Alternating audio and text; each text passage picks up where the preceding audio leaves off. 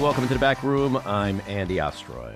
But I went onto that stage just a few days later, and a general, who's a fantastic general, actually said to me, "Sir, I've been on the battlefield. Men have gone down on my left and on my right. I stood on hills where soldiers were killed. But I believe the bravest thing I've ever seen was the night you went onto that stage with Hillary Clinton after what happened. And then that woman asked you the first question about it. And I said, locker room talk. It's locker room talk. What the hell? What are you talking? Locker room talk." That was not a great... Well, that was Donald Trump at an event in New York City last weekend. You always know when Trump is lying when he says, "They said to me, sir." Sir is like, that's the tell. You just know it's completely made up. But I'm 64, and I was really shocked to learn that the bravest thing that a military general thinks ever happened in this country was Donald Trump debating Hillary Clinton. True dat. True dat.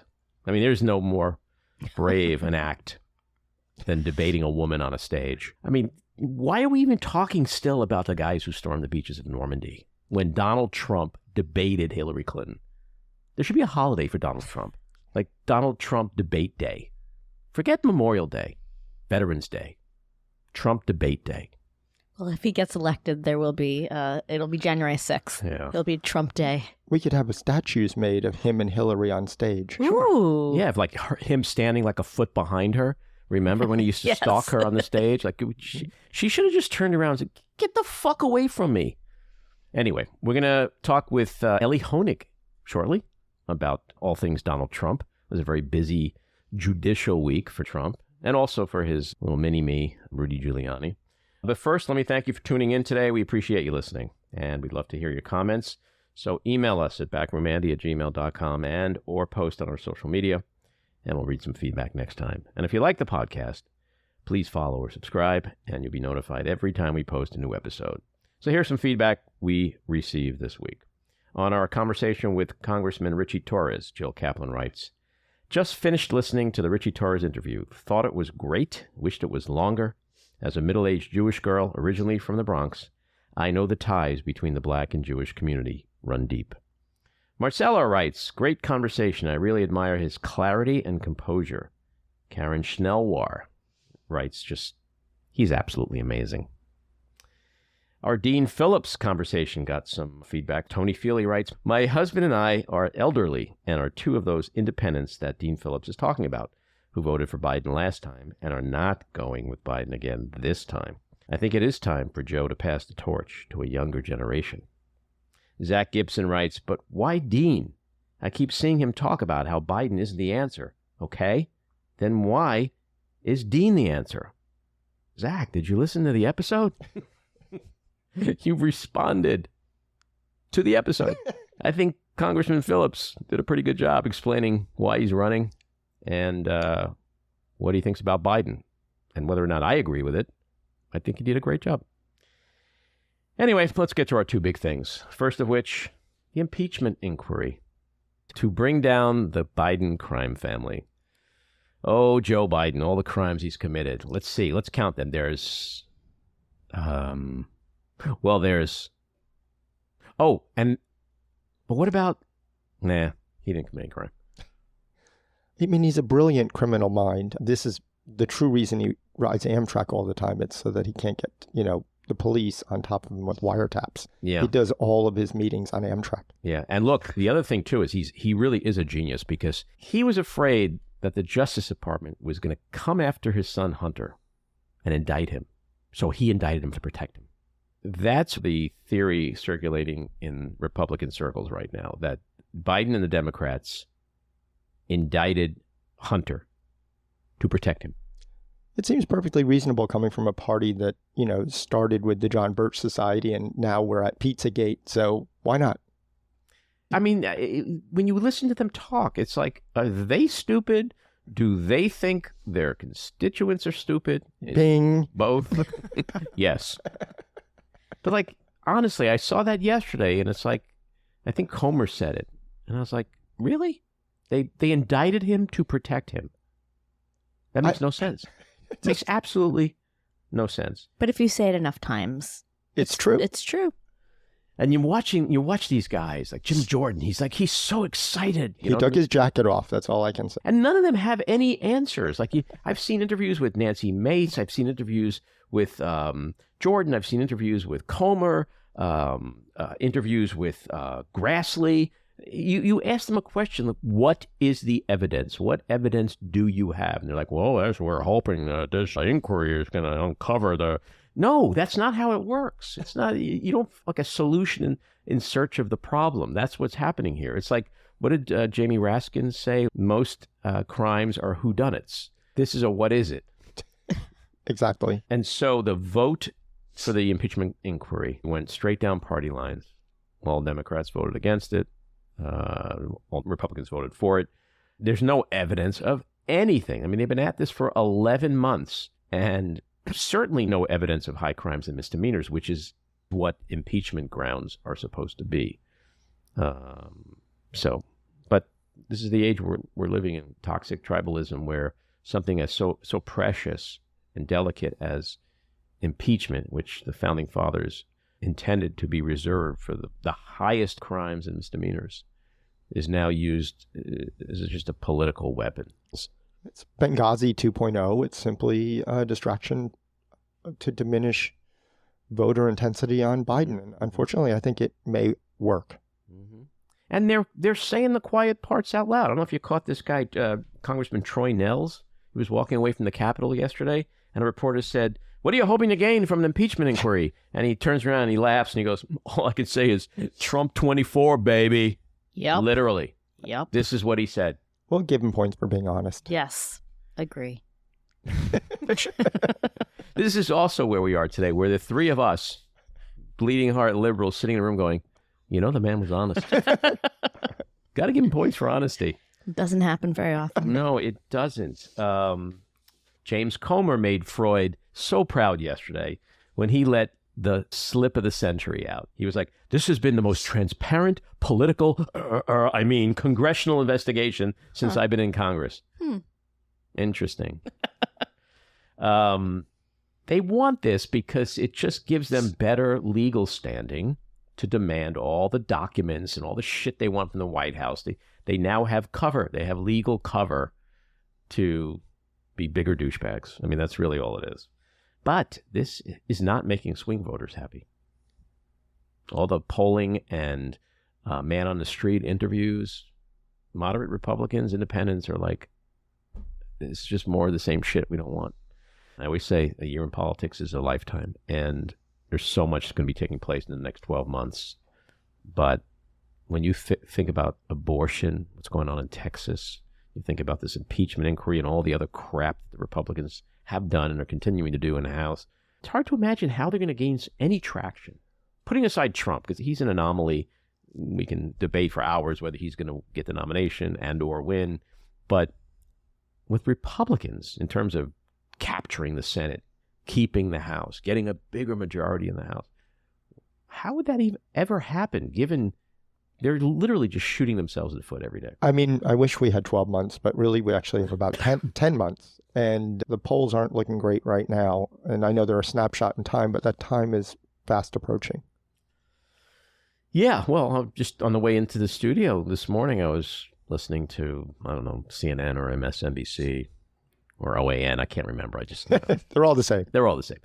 And someone was saying how we're kind of going to get a sense of a lot in 40 days. Because in 40 days is Iowa and New Hampshire.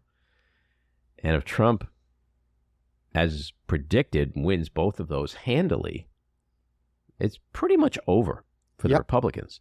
And then, so we're going to know soon if it's truly going to be Trump against Biden. And then the game changes in a way. Mm-hmm. The campaign changes, the attacks change, putting aside all his personal shit that he's dealing with. Yeah, I agree. I don't think that things will change very much because I think the presumptive nominee is Trump now, and Trump's running as if he has no competition, which isn't, from a political standpoint, a bad idea because it isn't hurting him. He hasn't gone to a single debate.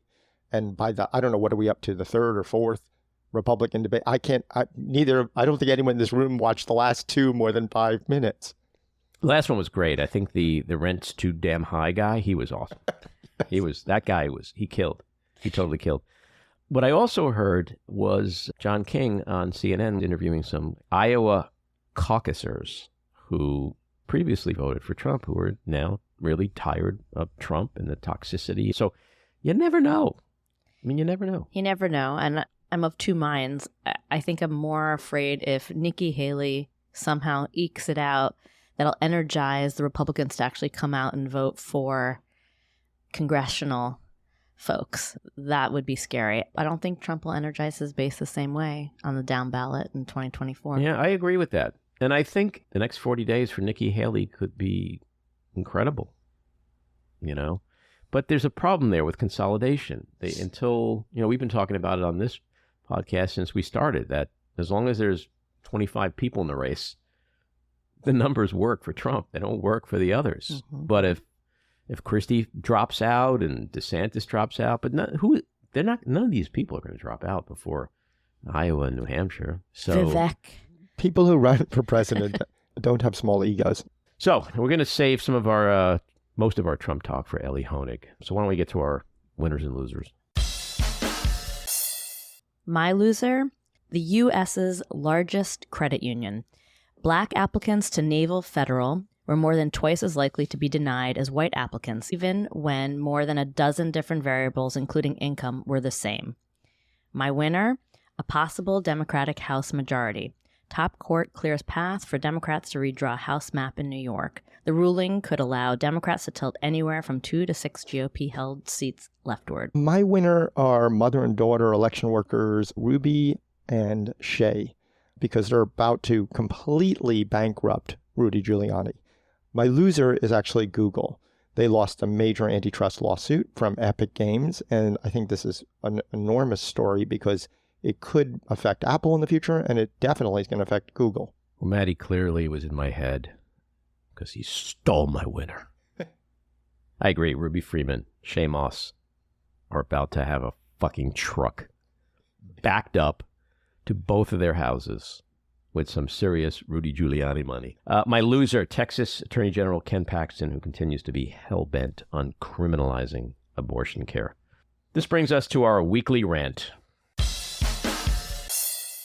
It's time for a serious, realistic, nonpartisan assessment of Bidenomics. Because if you listen to Republicans, you'd think America was on the verge of another Great Depression. It's just the opposite, quite frankly. The American economy is the strongest it's been in modern history. We are currently experiencing full employment, explosive growth, and skyrocketing financial markets. The economy is currently growing at a 5.7% pace. There's record job growth. 14 million new jobs have been created under Biden. The unemployment rate, currently 3.7%, has been below 4% for 21 months in a row, the longest stretch in more than 50 years. Inflation has fallen 60% to 3.1%. Wages are outpacing inflation. Mortgage interest rates have fallen below 7%. Gas is under $3 a gallon in many parts of the country. Consumer confidence is up over 100. Construction spending and overall manufacturing is booming. The travel and leisure, retail industries are thriving. Housing is strong. And for those invested in stocks, mutual funds, 401ks, etc., the market just reached a new record all-time high. A market, by the way, which Donald Trump predicted would crash if Joe Biden became president. No matter how you slice it, Bidenomics is an unprecedented success, especially if you factor in the leadership from the Fed and Chairman Jay Powell to bring down inflation amid surging job growth while avoiding recession. That's almost unheard of, and it's been done. And let's not forget, all of this has been achieved after pulling the economy out of near recession from COVID. Are prices too high? Yes. Are young people and non-college working-class Americans in desperate need of more affordable housing? Absolutely. And the Biden administration needs to speak to those folks and address these lingering economic challenges, or it may find itself next year on the outside looking in. But that does not negate the fact that the economy is on fire, and our economy is the strongest in the world. And facts matter. Bidenomics works. All right, let's get to Elie Honig.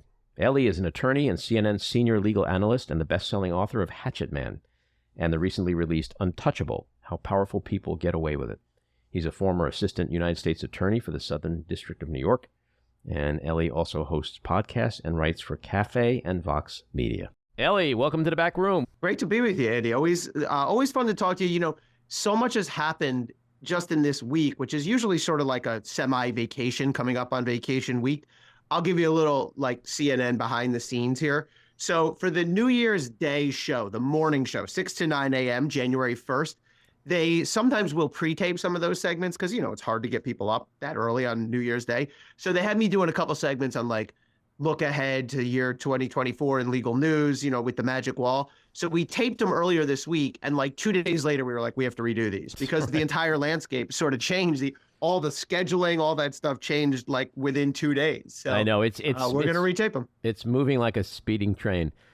Before we get into all the Trump stuff, a couple of things I want to say. One is I'm thrilled to announce that your bathrobe, your 5-timers bathrobe, is in process. Oh my gosh! You got a bathrobe coming, even though this is number 6. You should be able to add to it. Like if you get your varsity letter and then you get another season, they give you a pin that you can add to it. We'll do that. Well, you might get a 10-timer soon, so who knows? Oh my gosh! If there really is a bathrobe, I will wear it with pride, and I will post a picture of myself wearing it. So, and then the second thing I'm going to ask you before we actually get into the substantive Trump stuff: are you buying your little piece of Trump suit? I saw that. You know, it's like the way they sell baseball cards now, right? Like you can buy, they'll take like a Ken Griffey Jr. jersey, and how am I dating myself here? And cut it up into 100 pieces and put like a little swath in each one. I kind of thought, well, okay, look, hey, the man's all about marketing. We know that, right? Yeah, I guess, what is it? A suit he wore at some specific time or something? What? His arrest his and mugshot in Georgia. Like, that's something to be proud of, right? Listen, I got to give the guy credit. Like, way to make the best of a bad situation. Right? Yeah, but as a lawyer, I'm sure you could appreciate the fine print. Did you read the fine print on this stuff? No, what does it say? This may not be the actual suit or something like that? Pretty much says, and I'm paraphrasing, but it That's pretty much classic. says nothing you actually buy may be delivered. I mean, that's literally the gist of it. And because number one, in order to get the little piece of the suit, you have to buy 47 of his NFT cards. Oh my gosh. Each of which is $99. So you have to spend almost $5,000 to get the little piece. God. But here's the catch. The fine print says, in their total discretion, they have every right to substitute out anything with just like some other NFT card. But you also can win Ken Griffey a dinner with Donald. You can buy a dinner with Donald. But then the fine print says, but he actually may not show up. and wow. I mean, isn't that amazing? For a second, I was like, why 47? But I guess it's because if he wins, he'll become the 47th president. Is that right? If you get 2 terms, or do you get, like, what was he? He was 45, right? So if he should win, would he be 45 and 47, or is he still the 45th? I don't know. It's so confusing. So let's talk about Trump. I want to ask you a macro question before you get into some of the micro stuff of the week. Sitting here today, are you changing your predictions, your assessments, where you think Trump's liability is, what his exposure is, and where he's headed? It's different. I wouldn't say it's so different, but it is always evolving. I mean, you know, it's like anything else. As we get more and more information, as we get closer and closer to the event, or maybe farther from the event, as it so happens, you know, you have to, I think you do have to remain flexible, and I've changed my view of what is more or less likely to happen. But I think the big takeaway is now we, or Jack Smith to be more specific, or prosecutors to be more specific, are really starting to feel that time crunch because we're moments away from 2024. There's basically this cutoff of, you know, end of summer. You're not realistically going to have a trial going. And all of a sudden you have these 4 trials, and they're all sort of not going to fit. I think you and I have talked about it. I don't think more than 1 or 2 is going to fit. But now you're having delays and complications even within those cases. And we're starting to see the backwards drift on the calendar, which I think is, if I'm Trump's lawyers right now and my goal is to delay, I'm pretty happy with the way this week has played out. Well, help unpack that for me and the listeners, because I'm a guy who watches a lot of TV news. I read a lot. I feel like I understand a lot. And I got to say, after like the last week, My Yeah. head is spinning, and it's too much. It's becoming Yep. hard to understand not just what went down, but how it all connects and impacts everything else. And you just Right. started to allude to that in terms of the overall scheduling. It seems like this week somehow the edge tilted back a little to Trump. Is that accurate? Yeah, I think Trump had a good week. I do think that's fair and accurate. But look, I'm not saying it's over. I'm not saying Trump's going to completely skate. I just let's break it down. There's two things that happened this week that are separate, but are sort of getting clustered together. Do you want me to sort of Sure. give them one Yes. at a time? Absolutely. Yeah. So the first thing, Donald Trump has argued that he cannot be prosecuted by Jack Smith for the January 6th case because he has federal immunity. The principle here is, okay, when it comes to immunity, Trump's argument is I can't be prosecuted because what I did was within my job as president. Now, there's things we know, things we don't know. What we do know is there is such thing as civil immunity for federal officials or former federal officials. So if somebody were to sue Donald Trump for something he did related to the office, for signing a piece of legislation, for vetoing, for issuing an executive order, that would be thrown out because he can't sue if it has to do with the job. But if Donald Trump, while he was president, to use the Bill Clinton, Paula Jones example, that's a perfect example. Well, that's a little bit of a different case. Let me pause. If Donald Trump, while he was president, got in a fight and punched somebody or shot somebody on Fifth Avenue, to use one of his examples, that would have nothing to do with the presidency. He could be sued for that, okay? What we don't know is there criminal immunity? Can you be immune from a prosecution? And if so, was Trump's conduct within his job as president? Now, he made this argument to the district court. He lost. Judge Chutkan said, no, you're not immune. Yeah, this case proceeds. So Trump's next move then would be to appeal to the Court of Appeals, the middle layer, the middle of three layers in the federal system. What Jack Smith did this week, and I think it was a smart move, and I think it was a necessary move, he went right to the Supreme Court. He said, okay, Supreme Court, I want you to take this case directly. We need to skip that middleman, the Court of Appeals, and you should take this case directly. Now, this is what we call direct review. It is a thing that exists. It is a known procedure. It's used somewhat rarely, where the Supreme Court will say, forget about the middle Court of Appeals. We're going to take the case right from the trial court. It actually was not used for about a 15-year stretch at all. It was never used from, I think, 2004 to 2019. But in the last 4 years, since the Supreme Court, I guess, has reached its sort of modern iteration, they've granted direct review 19 times in the last 4 years. So they're using it much more frequently. And just to give you a couple examples where you would remember, they use it to review the Joe Biden student debt relief plan. They skipped the middle layer. They took it themselves. There's a couple of immigration issues. And other cases that really we haven't even talked about or heard of much in the media. So I think it's likely that the Supreme Court will do this here. Trump actually has to put in his brief on Wednesday. I think he's going to want to delay. I think Trump's going to say, no, Supreme Court, which is odd because he should want the Supreme Court to take it, but he wants delay more. Right. And so I think he's going to say, no, Supreme Court, let it go through the Court of Appeals. Let's see what they do. I'm entitled to my full process, and then you can take it. I think the court's going to take it. But here's the sort of practical impact of that. Even if the Supreme Court agrees with Jack Smith and says, okay, we'll take this case directly from the district court. And even if the Supreme Court sort of super expedites this, we're not going to have a ruling from the Supreme Court until February. Let's ballpark it at February. And Judge Chutkan, meanwhile, the district court judge, issued a ruling this week correctly. I don't think she wants to, but she understands the law requires this. She can't do anything. Right. She can't say, well, while everything's going through the Court of Appeals, that's great, but we're going to continue to get ready for trial. I'm going to continue to have hearings, and we'll do motions, and we'll do discovery. She is not allowed to do that, and she correctly issued a ruling this week. You can almost feel her in the ruling being like, I hate this, but I have to. And that's her saying, I no longer have jurisdiction while the Court of Appeals is reviewing this. Exactly. Or the Supreme Court is reviewing it. Yeah, well, both appellate courts. And both Jack Smith and DOJ actually agreed that that was the necessary move. She actually did say, I still get to enforce the gag order. Right. So if you start spouting off, which is probably correct also. But so the problem is, let's say Supreme Court mega expedites. Let's say obviously if they rule for Trump, the case is over. But let's say they rule against Trump, which I think is the more substantially more likely outcome. Now here we are, it's February. You're not going to be able to get from mid-February, early February, you're not going to be able to get ready for a trial March 4th, that's the current date, in 3 weeks. There's just going to be too many motions, too many discovery disputes. Like, it was already, I think, actually an unfairly tight timeline. now there's too many things you have to do before a trial. There's too much housekeeping you have to do. So that doesn't necessarily mean it's off, but that means the March 4th trial date to me is all but doomed. Now, they can move it back. The judge could maybe move it to, I don't know, April, May. But now you're bumping into the Mar-a-Lago trial, which is in May. One of those would have to give way at that point. So you're seeing the sort of chain reaction. When you say give effect. way, what does that mean?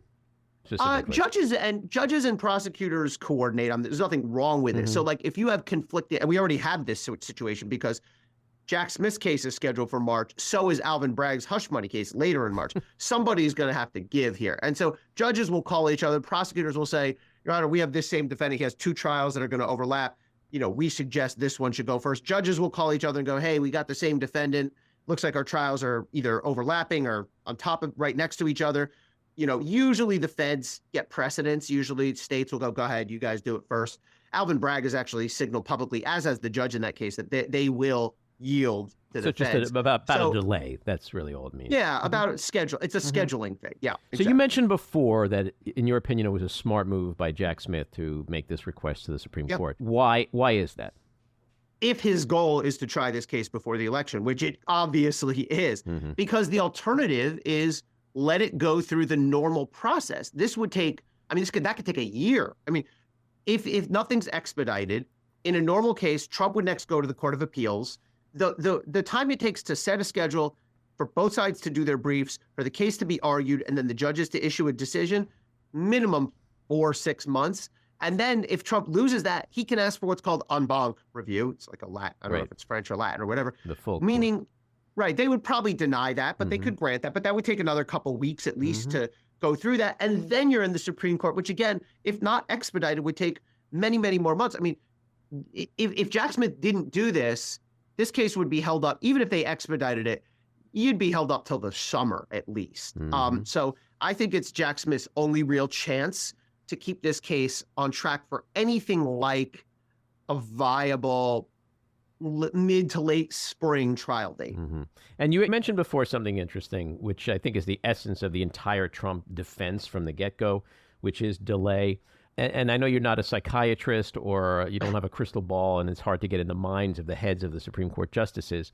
Under normal circumstances, someone who publicly swears all the time that he's innocent and it's a witch hunt, at the same time, he doesn't want to testify anywhere and wants to push out his day in court as far as humanly possible. Would the Supreme Court factor that kind of thing in? Like, I know, Mr. Trump, you want to slow it down and go through the system. But if you really are innocent, you really believe you need your day in court, then we have to grant Jack Smith this request because it brings everybody to the table ASAP, and innocence or guilt is proven.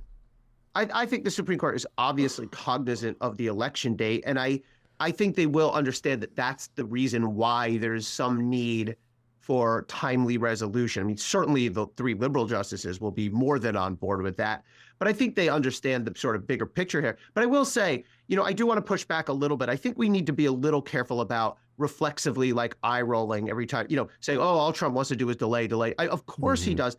But every defendant, first of all, wants to 99% of defendants, it's in their interest to slow it down, to delay. Things can happen. Evidence can disappear. Witnesses can go south. They can die. Virtually every defendant wants to delay, but also some of the stuff Trump's lawyers are doing, I guess you could probably fairly qualify as frivolous or a stunt, but this is not. Any lawyer, you can find me the most liberal, Trump hating lawyer out there, they would have to admit they would bring this immunity motion. They absolutely would. It's like I said, it's not, I don't think Trump has a better than 50% chance to prevail, but he has a better than 10% chance to prevail. So the motions he's bringing in federal court are not ridiculous at all. And by the way, every defense lawyer on the planet would have a tantrum, rightly, if they were made to go to trial in a case with 13 million documents and 13 million pages of documents in discovery, if they were given a trial date 7 months out like Trump was. Defense lawyers would be apoplectic. Find your most liberal friend who's a defense lawyer, and there's a lot of them we know in common, and you get 1/2 a beer in them, and they will admit that's crazy. So I do think, yes, Trump is trying to delay, of course. And yes, it's an extraordinary circumstance because we all know that if he delays past the election and wins, these cases are effectively toast. So it's unusual. But I wouldn't necessarily ascribe bad faith to that effort. So we have two questions. One is, will the court hear this case? And how will they eventually rule? So you think they will hear it, but do you have any sense of how they will rule? And if it doesn't go Jack Smith's way, what happens then? So they will, I believe they will hear it. I believe they will expedite it. You know, we've all been playing the parlor game in these quarters about like, oh, now how are they going to rule? Because let me just give you the stakes here. If Trump wins, if Jack Smith wins on this, we're back to the status quo. We have this indictment in place. Right. Although the second development we'll talk about in a minute may complicate that. If Trump wins, this case is over. It's out. And so too is Fani Willis. I mean, almost certainly Fani Willis is, that one's state, federal, but the principle here isn't state, federal. The principle here is he immune? Was this, first of all, is there criminal immunity? And was Trump within his job in connection with what he's charged with trying to steal the election? Mm-hmm. If the Supreme Court says, yes, he's immune in the federal case, Fani, 2 of the 4 cases will be essentially out the window. One for sure, and the other one almost certainly. So that's how high the stakes are here. Now, let's do the sort of part of the game about how this is going to play out. I am 100% confident that all 3 liberal justices, Sotomayor, Kagan, and Jackson, will be against Trump. There's a 0% chance any of the 3 of them goes, throw out the indictment, right? Mm-hmm. I mean, I think that's an easy conclusion. Mm-hmm. I think it's likely that Thomas and Alito will be in Trump's corner, not because necessarily they love Trump or hate Trump, but they've already, there was a somewhat similar issue where Trump argued that he was immune from a subpoena 3 years ago. And he lost that one 7-2. He should have lost it 9-0, but he lost that one 7-2. But the 2 who were still with him said he shouldn't have to answer the subpoena. Where Alito shouldn't Thomas have to recuse? Well, he should, but he's not going to. He didn't, and he's not going to. I mean, he should because of his wife's connection to all this. I mean, that's an easy, but as we know, no one can force him. So you're going to have 3 in this corner, 2 in this corner. That leaves us with Gorsuch, Roberts, Gorsuch, Kavanaugh, and Amy Coney Barrett. If 3 of the 4 of them go Trump's way, he'll win. I don't know, though. I mean, if I had to handicap it, like I said, I stand by what I said before. I think Trump has less than a 50, I'm giving you sort of a broad range here. I think he has less than a 50% chance of winning on this, but better than a 10% chance of winning on this. And if you're, I'll anticipate your follow-up, which is like, how could stealing an election be part of the job of a president? Mm-hmm. That's certainly the way Jack Smith characterizes it. The way Trump's team, and I think the better characterization, the way Trump's team characterizes it is, look, the president does have some oversight responsibility when it comes to elections. The states administer their own elections, but there is a role for the federal executive branch. You have the FEC is part of the Federal Election Commission is part of the executive branch. DOJ has an election branch within it. DHS does too. And if Trump was, what he was doing, making calls, connecting officials, coordinating, is the kind of thing that a president does. And there actually is some case law in similar scenarios that says it's not for the courts to argue, was the public official acting wisely or unwisely? What were his motives, good or bad? It's just, was it not physically, but in the White House, or was it out on the streets? Mm-hmm. And there's even some case law that says, anything a president does, you can't just say, well, he was acting as a candidate, not a president, because everything a president does inherently is political and has, especially first-term presidents are always sort of trying to get reelected with everything they do. So we need to watch this one because the results of it are going to be enormous. The impact of the result is going to be huge. I think the status quo will hold. What you have to do, though, is identify 2 of those conservative justices who are going to swing over to the liberals. I think Roberts is a good candidate for that. He doesn't like to make massive, precipitous, divisive rulings. Kavanaugh actually has flipped over with the liberals from time to time. So has Barrett. So has Gorsuch. If anything, actually, the truth is the conservatives have been more willing to flip over and join and sign on to a liberal outcome than the opposite. But I don't want to make any more specific prediction than that. Mm-hmm. What about Trump's defense that of double jeopardy, that prosecuting him for this is double jeopardy because he was impeached already for it? Yeah. Part B of this argument, that one is ridiculous and an automatic loser. I mean, this is, how can you say it's double jeopardy? The impeachment trial is not a criminal trial. Right. We saw it. It's a quasi political, shamish trial, but it's just procedurally not a criminal trial. So he's got nothing there. This is like a strategic thing that I was always big on. Lawyers love to just throw in all their arguments. oh, we believe we're correct for 9 reasons. I mean, sometimes it can be helpful to make multiple arguments or say, well, our argument is A, but even if A doesn't win, we still have B. But like, if your argument A is decent, half decent, as I think Trump's is, and your argument B is ridiculous, just leave out argument B. It undermines your credibility. It doesn't help you. He has a 0.0% chance of winning. But isn't the strategy there, throw up 9 things because we really only want one? And the thinking is the court will go, all right, but we won't give them these 8, but we'll give them the one. That I guess those are the 2 ways of looking at it. I mean, there may be some red meat there just for the base in like, well, the Senate acquitted him. How could he, I mean, but I don't even think people in who are just sort of automatically loyal to Trump would be able to say that with a straight face. That argument's preposterous. So my last question on Trump, with Jack Smith petitioning the court this way, is it indicative that with the stakes so high, he's got an ironclad case that he can't lose, in his mind at least? I don't quite see it that way. I mean, look, the fact that Jack Smith brought this case, if he's a good ethical prosecutor, which I have every reason to believe he is, you don't bring a case unless you are confident you can stand up in front of a jury and prove it beyond a reasonable doubt. If you don't believe that, you shouldn't be, and you don't, if you're, an ethical prosecutor, you don't bring a case and go, I don't know, I guess it's all right, we'll see what happens. I think he has a good case. He's in an unusual situation. This has never happened before, and there's no law that sort of fits it like a glove, like the way in Mar-a-Lago. It's those charges fit very neatly and easily here. What it does show me for sure, Jack Smith 100% is aware of the election and 100% wants to try this before the election. Although I would note, he's not willing to acknowledge that. You will never hear Jack Smith say the E word. He will never say the election, nor will Judge Chutkan. They always use sort of these vague pronouncements about the need for timely resolution and all that. And the reason for that is because of what would happen if Jack Smith said, well, judges, we need to try this before the election. Donald Trump would go, see, I'm right. He wants to do this before the election. And the truth of the matter is Jack Smith is being a little disingenuous here because obviously he wants to try this before the election because obviously he wants to hang a conviction on Trump before the election, but he won't acknowledge it because he knows it's wrong to acknowledge it. You're not supposed to be taking things like that into account as a prosecutor. Yeah. I mean, the optics would be horrible. So he's trying to thread a needle here, which if you think about, for 2 seconds, he obviously knows what the stakes are. So, but yeah, I do think he's quite confident in his case. I think he wants to try his case. Especially in D.C. I mean, he's going to have a great jury pool in D.C. I think we've talked about this before. The strange thing here is I think the Florida case, the Mar-a-Lago case, is a way stronger case in terms of the evidence and the fit of the evidence to the charges. But the jury pool's the opposite. The jury pool's way better in D.C. I mean, Florida, you're going to have 4, 5, 6, 7 Trump voters on that jury, including people who are like probably big fans of his. D.C., you're going to have, 95% of D.C. voted against him in 2020. So. If I'm Jack Smith and I had to choose, I would, and clearly he seems to have made this choice. He wants to try January 6th first. It's a more important case. It's more fundamental to our democracy, and he frankly has a better chance of winning.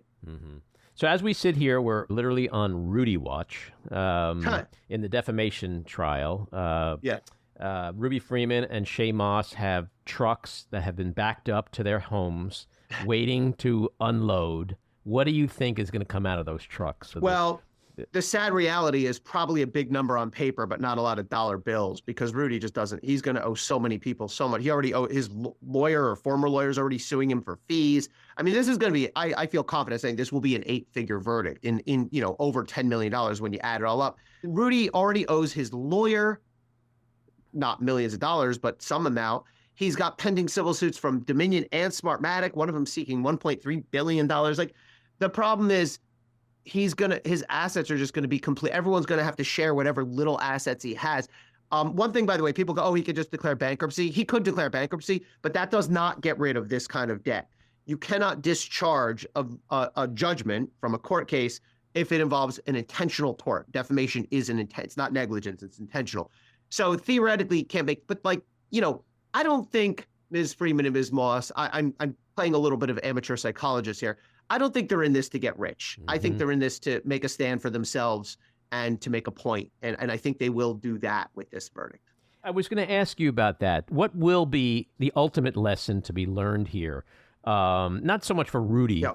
Right. I was going to say Rudy is incapable of learning a lesson, but yeah. But for others to the public? Yeah, well, to the public, but also to others who play the defamation game. I think the lesson is we as Americans have very broad First Amendment rights, and we can criticize each other and we can, have spirited debate. But there is a line where you cannot tell a knowing falsehood. You cannot intentionally lie about somebody in a way that damages them. That's sort of the legal, lesson here. But the bigger lesson is there are consequences to destructive lies. It's not a crime to defame someone, but you can be hit in a very serious way. And you can't just, Rudy has gotten away with lying for so long, and he's harmed so many people. I think these two women more than anyone else, but he's harmed so many people with his lies, and he sort of still continues to almost chuckle about it and be arrogant and defiant about it. And, this should be a humbling moment. It won't be because he's Rudy Giuliani, but I think the lesson is that lies do have real consequences. Mm-hmm. My last question, any thoughts on what's happening in Texas with the abortion legal wranglings there? Yeah. When the Dobbs decision came down, I think I wrote a column about, obviously there's a lot of different concerns, but one of them was, are we going to have chaos in the legal system? Are we going to have some states that outlaw abortion, others that don't? Are we going to have states that try to outlaw people leaving the state? Are we going to have conflicts there? A lot of that has not come to pass. Some of it has, but this is a real concern, what's happening in Texas. This is sort of one of those dystopian scenarios come to life, where you have this woman who wants to get this abortion, and she has to go, she decides that it's necessary, I think probably appropriately because it's illegal in Texas. Even though she wants an abortion and her doctor says it's medically necessary, she goes to a court who gives her permission. I mean, just the notion of someone going to court seeking permission is in my personal view, is disturbing. And then the Texas Supreme Court gets involved and says, no, you can't. And then she just leaves the state, which is what I would have advised if it was a client or relative of mine. I would have advised her to do. But just the notion of judges, courts, getting involved in this decision and overriding what the patient, the woman wants, and the doctor recommends is real cause for concern. And like I said, I guess I'm pleased that some of the chaotic scenarios that we worried about in the immediate aftermath of Dobbs have not come to pass. And part of that is, by the way, is because the politics of it aren't working for Republicans. I mean, several states, Ohio, several other red and red-leaning states have passed laws by referendums that have reinforced abortion rights or rejected, like I think people have been surprised, rejected efforts to reduce abortion rights. So some of those scenarios have not come to pass, but this is one that I did find really disturbing. And, I don't have a good answer as to how to prevent it from happening again, but it's interesting. I mean, Andy, you're a little more on the political side. I mean, I think it's now becoming generally accepted that the politics around this are really worrisome for Republicans. There's a real backlash. Here we are 2 years later from Dobbs, and there's still a backlash. And you couldn't even see Trump inching away from it. He used to say, I'm the one who brought you 3 justices. Now he's like, oh, I don't know. He criticized DeSantis for being, for a 6-week ban. So it's interesting to watch the politics of this evolve. I mean, they're doubling and tripling down on this issue, which is shocking given what we've seen the last couple of years in terms of what it's meant to them at the polls. Elie, it's always great to have you on. Thanks for doing it, and thanks, Andy. Come back again soon. Great to talk to you. See you soon. Take care. This episode of The Back Room was edited and produced by me, Andy Ostroy. It was co-edited and co-produced by Matty Rosenberg, and co-produced by Jen Hammoud. Our theme song was composed by Andrew Hollander, and our logo was designed by Cricket Lengyel. And special thanks to Patricia Wind. Please take a moment to rate and review the podcast, and also follow or subscribe. Until next time, keep your eyes on Washington, Hollywood, and your own backyards, and have a great week.